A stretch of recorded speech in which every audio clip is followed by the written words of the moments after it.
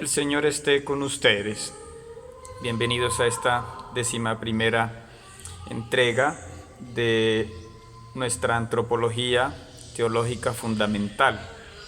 Estamos en un excursus, en una ampliación de lo que significa el ser persona dentro de una comunidad.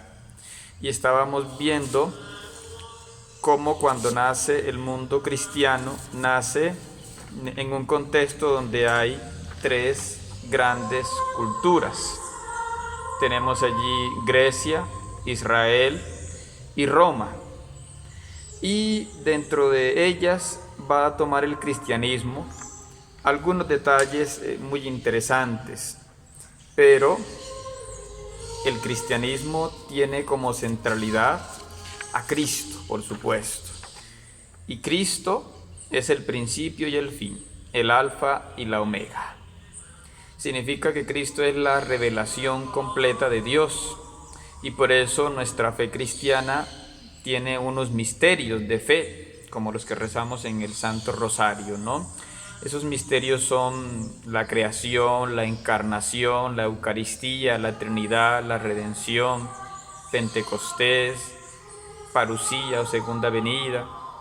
Y por supuesto Jesús predicó la conversión, la metanoia y la centralidad del reino de Dios. Recordemos que los judíos tenían la esperanza de que iba a venir un Mesías, pero Grecia y Roma pues no tenían eso, ¿no? Entonces el cristianismo aporta ese primer detalle. El cristianismo ve que en Israel hay una tradición oral, que es sobre todo la de los profetas, la de escuchar a Dios. Tenía unas tradiciones que también tenían los rabinos, los fariseos, pero el cristianismo ahora mira esto desde la neumatología, desde el Espíritu Santo. Y entonces aquí está la escucha y la obediencia, pero a Cristo, ¿sí? Y entonces los apóstoles son los testigos privilegiados, ya no van a ser los rabinos israelitas, los maestros, sino que van a ser los apóstoles, los testigos privilegiados, los sucesores, que ahora son pues nuestros obispos y el Papa. También dentro de esos testigos están los mártires, aquellos que incluso dan testimonio hasta entregar su vida completa. Y por eso se habla de ciencia como temor de Dios. Los griegos y los romanos tenían la razón, el logos, la ciencia como lo privilegiado para el conocimiento, pero en el mundo cristiano lo privilegiado es lo que ha dicho Cristo, como digo, a través del Espíritu Santo. Israel tenía la Torá. Ellos tenían ese texto en el que ellos querían encontrar todo aquello que el Señor les había revelado. Pero ahora ese texto sagrado se crece. Ahora es nuestra Biblia, con esos 73 libros, donde hay no solo un antiguo, sino también un Nuevo Testamento. Y ese texto nos pone como central a Cristo. Y ese texto es el que orienta también la vida política, es el que orienta pues la ética, que se basa sobre todo en los mandamientos de Israel, pero también en las bienaventuranzas.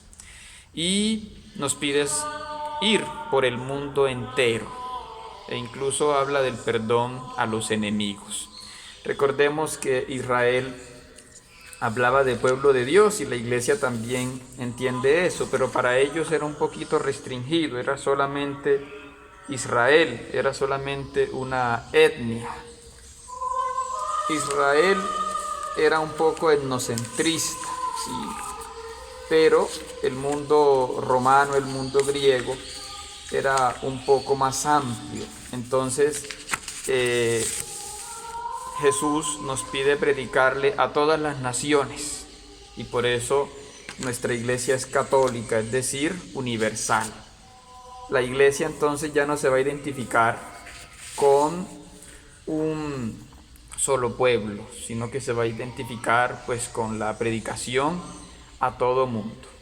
Entonces la eclesialidad nos pide dialogar con las demás culturas, como veíamos Grecia, Roma, pero después también tendrá que dialogar con los otros pueblos de Europa, China, la India, pueblos de África, nuestros pueblos indígenas, en fin, eso es un reto, ¿no? Porque a veces se cometieron muchos errores. Y tenemos, como decimos, esa escritura que es nuestra Biblia. Y en esa iglesia está, por supuesto, nuestra Madre María, con una centralidad inspirando todo el mundo femenino, pero también todo el mundo de la familia, ¿no? La Sagrada Familia. Y recordemos que en Roma y en Grecia, pues la mujer era menospreciada, también un poco en Israel, por eso la figura de María es tan importante, ¿no? Pero acá se habla también de coinonía, de comunión. Se tiene, como decimos, una institución que es la iglesia, que tiene una parte visible, como son nuestros obispos, empezando pues por Pedro. Allí aparecen entonces los concilios, las reuniones de los obispos. Hay varias vocaciones a la santidad, ¿no? Como el sacerdocio, el matrimonio, la vida consagrada, la soltería, ¿sí? En fin, una concepción de familia bastante acorde a la que decía Israel.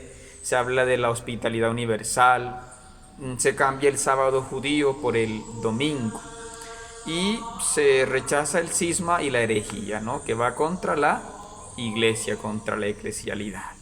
Estos otros pueblos hablaban de la corporalidad, ¿sí? Recordemos que tenían sus ritos, su manera de entender el matrimonio, pero ahora se va a entender todo esto desde Cristo, ¿no? Cristo es el hombre nuevo y por tanto, como Cristo también vivió en virginidad, pues se puede admitir la virginidad, la vida consagrada y el celibato como una forma válida también de vivir.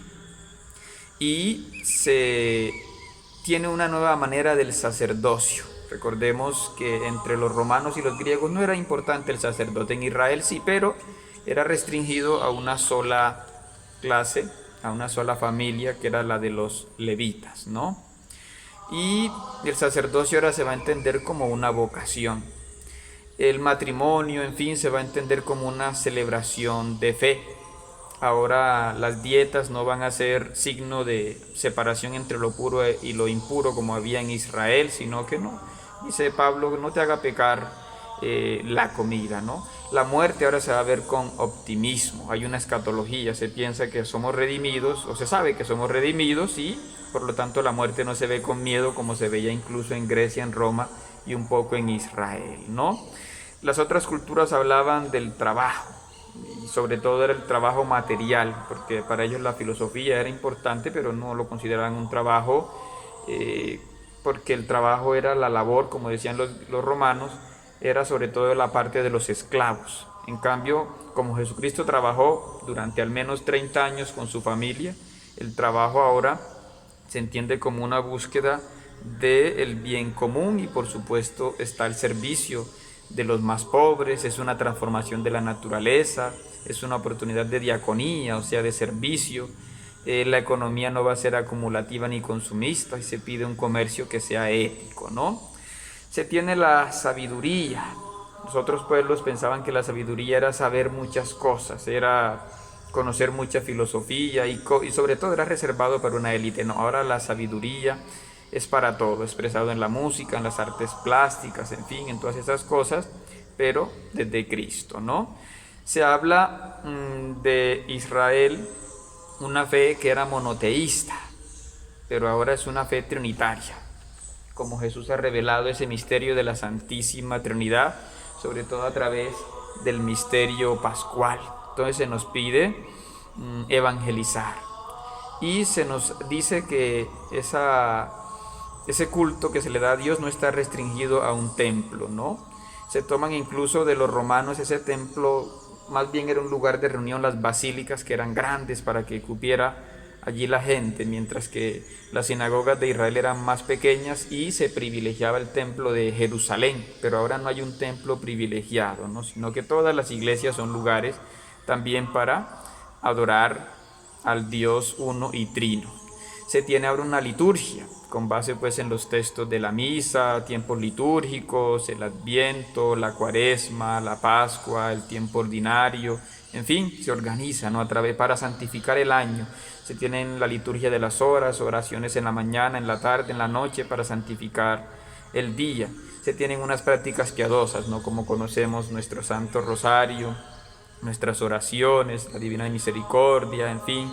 Se tienen peregrinaciones, ¿no? Como vamos a ir a un lugar donde ha habido, en fin, algo bonito, una aparición también de la Virgen, ¿sí?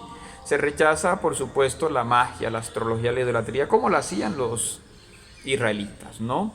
Se tiene una historia de salvación donde el centro es Cristo, ¿no? Su misterio pascual. Entonces se camina hacia la esperanza, se camina hacia la victoria sobre el mal. Este camino se ve muy bonito, obviamente costó mucho, ¿no? Por ejemplo, cuando vino la conquista de América, pues se tuvo que encontrar con las culturas indígenas, pero las personas a veces fueron ideas romanas, ¿sí? La idea de la civilización, la idea de que el otro es menos, en fin, la idea de que el otro tiene que vestirse de tal manera.